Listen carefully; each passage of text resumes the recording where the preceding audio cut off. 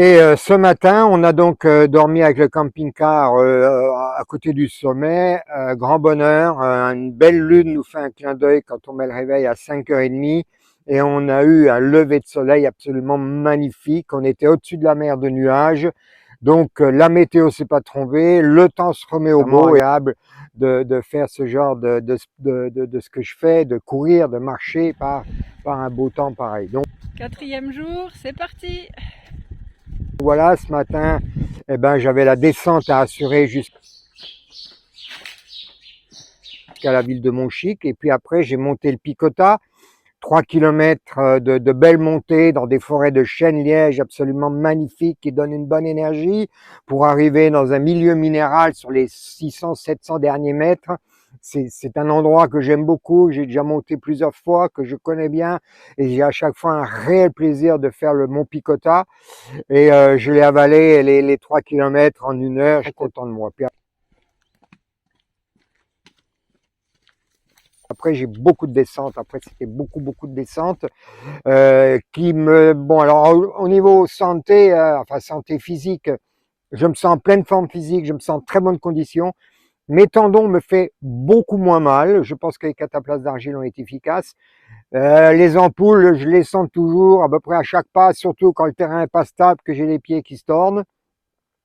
Et puis depuis 2 jours là, j'ai une petite douleur dans le coup de pied avant, mais ça a l'air de s'améliorer. Donc voilà, j'ai fait plus de 1000 mètres de descente en dénivelé moins ce matin. Je le sens dans les cuisses. Donc là, on est à la pause de midi. J'ai fait 18 km, il m'en reste au moins autant pour cet après-midi. Je connais le terrain, je sais que ça va être beaucoup de montagnes russes. Mais j'aime bien ce genre de terrain où on alterne la descente avec des bonnes petites montées où on prend un rythme. Donc je me sens bien, ça va bien, et c'est bien parti pour arriver d'ici quelques jours à Alcouty. Et voilà, l'arrivée à Sylvestre se fait par le château après 37 km.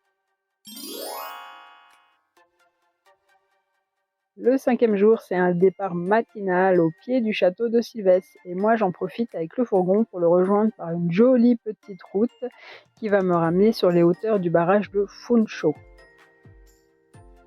Je retrouve Pascal dans un fond de vallée, il a un bon rythme, tout va bien. Bon, il commence à faire chaud, du coup, il a sorti le chapeau. Ensuite, on monte ensemble la fortification du barrage. Il n'y a pas de vent, le temps est idéal et il est temps de se retrouver pour la pause de midi et un bon casse-croûte bien mérité. Et voilà, il repart. Bon, c'est toujours un peu raide le départ, mais tout va bien. Et je le retrouve un peu plus loin encore. Là, ce coup-ci, j'ai pris le vélo et je le suis. Comme ça, je peux voir l'évolution. Changement de t-shirt, il fait chaud. On arrive à Bartholoméo. La ville est jolie, c'est tout la vieille ville là, pavée. Elle a une bonne glace, ça ravigote. Et il repart. L'objectif, c'est de faire au moins encore 8-10 km après la ville pour pouvoir bien enchaîner la suite.